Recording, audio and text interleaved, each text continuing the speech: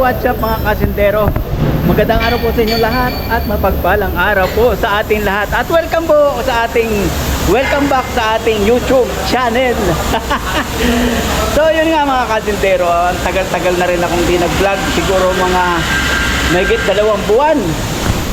Mga upload ko lang yung mga mga ina-upload ko lang ay mga short video. So ito na nga. Ito nga magandang balita. Napagdesisyonan ko na ako ay mag-exit na. Goodbye Saudi Arabia. So isang buwan na lang. October na ako. May ticket na ako October. Ay. Parang nagkakaroon ako ng peace of mind. So yun nga mga kasindero. At meron na nga akong kapalit dito sa pwesto ko. Meron na akong pero siya, Syrian.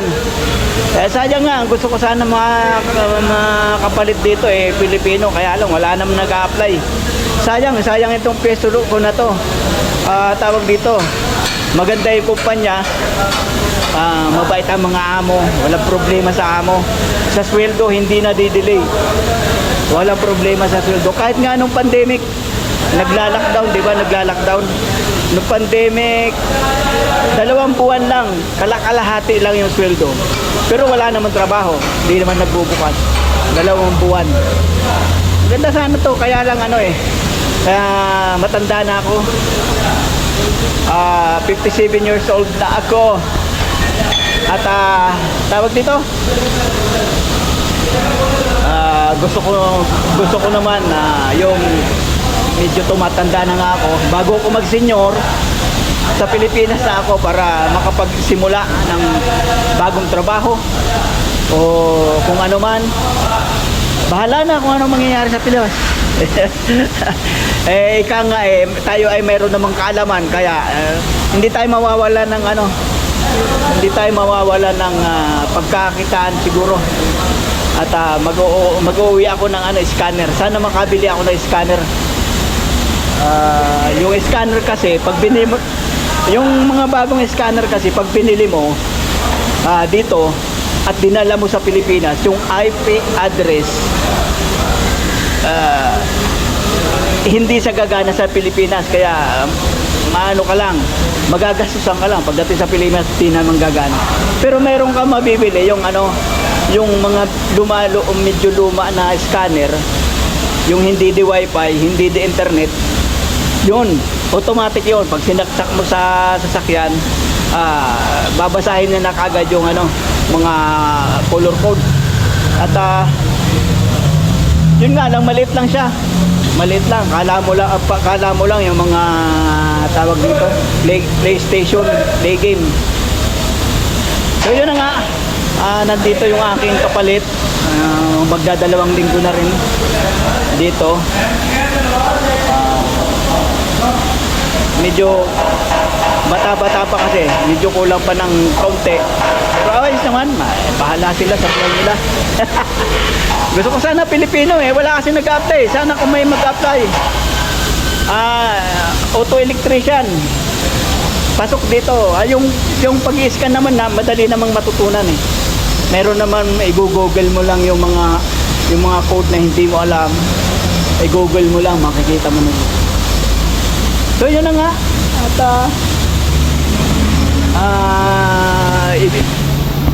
wala kaming masyadong trabaho. Ito, kahapon pa ito dumating overhead, palit ng radiator fan. At ito naman engine tune up, palit ng spark plug, linis throttle, palit ng fuel filter. Yun lang. At yan yung aking manager.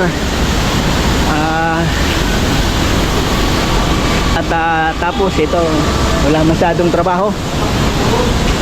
At ayun pala yung tingnan natin yung ginagawa nung kanina pa yan. Ibuburahin lang yung yung code ng makina dahil siyempre nag-overheat. Lalabas talaga yung code. At ito nga, Ito yung aking kapalit. Say hi to my YouTube channel. Isman na? Abdul Majid.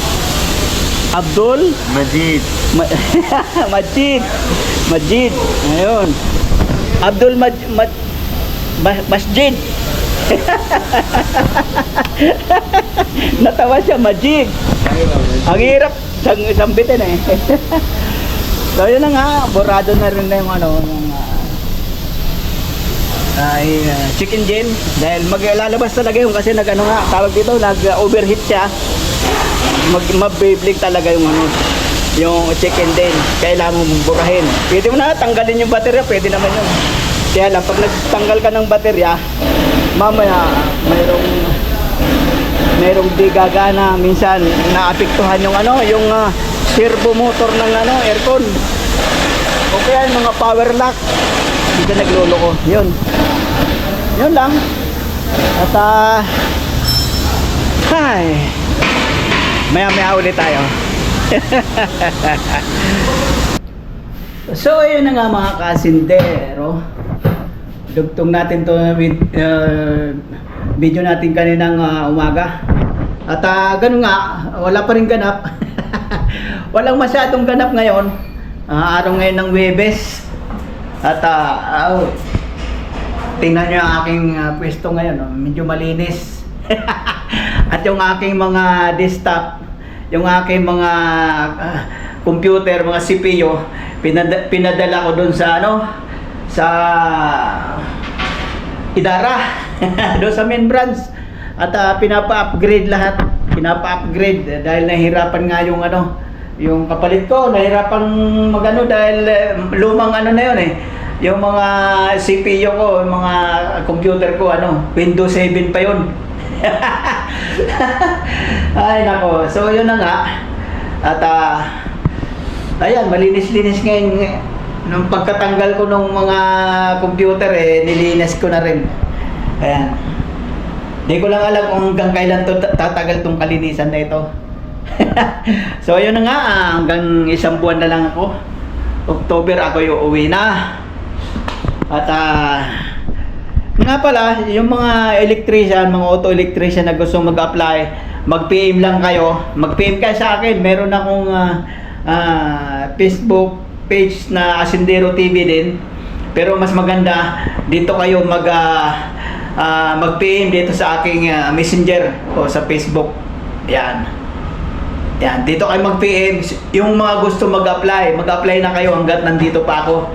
At ituturo ko sa inyo kung nasaan yung aming agency dyan sa Pilipinas. Ano lang, tapat lang ng De La Salle University sa Top Avenue. Yun, hanapin nyo lang doon yung Jamal Human Resources. Yan. Mag-PM kayo para ano, maituro ko sa inyo at hanapin nyo si Ate Lydia. Ayun.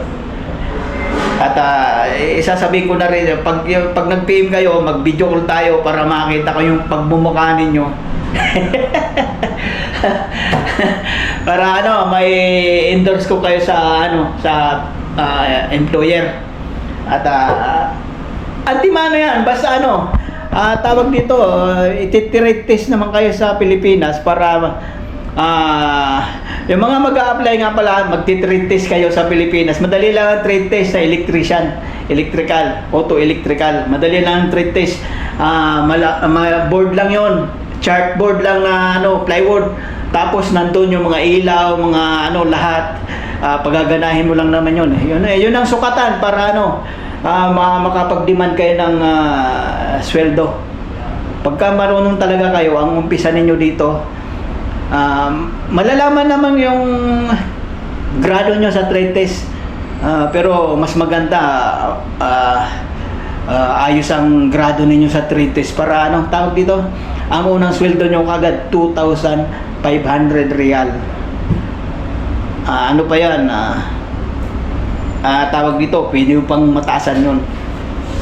Yun ang ano lang, yung unang sabak mo rito. Pero pag nandito ka na, nakita nilang marunong ka talaga, after ng 2 years mo, mag-demand ka uli ng dagdag, pwede. Kaya dapat pag nandito na kayo, pakita nyo yung inyong kakayahan. At Hindi lang dapat masipag. Kailangan on time kayo sa pagpasok sa trabaho. Huwag kayong mag-absent. Yun ang number one, yung palaging absent. Hindi maganda sa hindi magandang tawag dito, performance. At yun na nga mga kasindero. At may ginawa nga pala ako, Nissan Sunny. Nagpalit lang ako ng aircon, filter ng aircon, no. Nakaboxes na ako ng 20 reales. Magkano rin to sa Pilipinas? 250 mahigit, 250 mahigit. Mahirap kasi tanggalin yung air filter.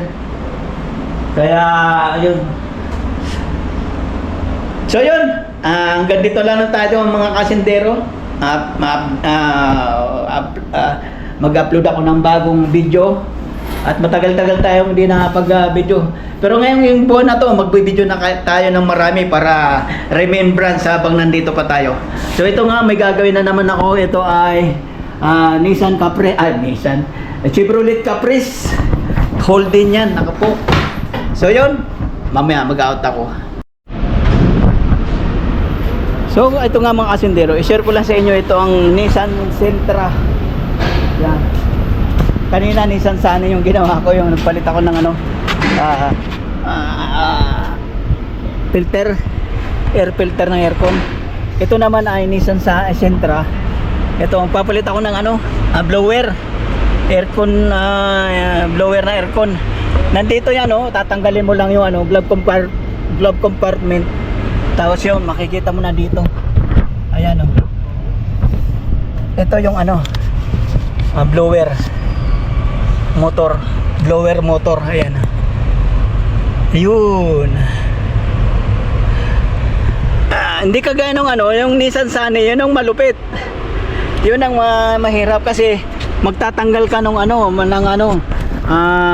brake pedal, pati yung tawag dito, accelerator pedal, tanggal ka nun. Hanggang doon sa labas, magtatanggal ka rin doon. Doon sa labas doon, yung ng preno. Ito madali, dahil glove compartment lang, matatanggal mo na yung ayan, yung blower. Hi. At so ayun na nga mga kasindero, natapos ko na yung Nissan Sentra. At yun na nga, hanggang dito na ating video. At nagbigay na naman ng 15 naman binigay. Kanina 20 yung Nissan Sunny, ngayon Sentra 15. Ayos, may pamasahe na ako bukas ng papuntang Patha. So yun na nga mga kasintero, hanggang dito na lang ating vlog. At sana mga kababayan ko dyan sa Pilipinas, mag-apply kayo, mag-PM kayo sa akin, mag-apply kayo dito sa kumpanya namin, auto electrician. Sa pag-i-scan, walang problema kung di pa kayo marunong ng scanner. Ititrain muna kayo dun sa main branch bago kayo ilagay sa ibang branch. So yun na nga mga kasintero, ganito lang. Maraming salamat na lang po sa inyong pagsubaybay. Maraming salamat po sa inyong pagsuporta hanggang ngayon. Buhay pa rin yung aking channel. Yun na lang po, maraming salamat. God bless po sa inyong lahat. Bye-bye.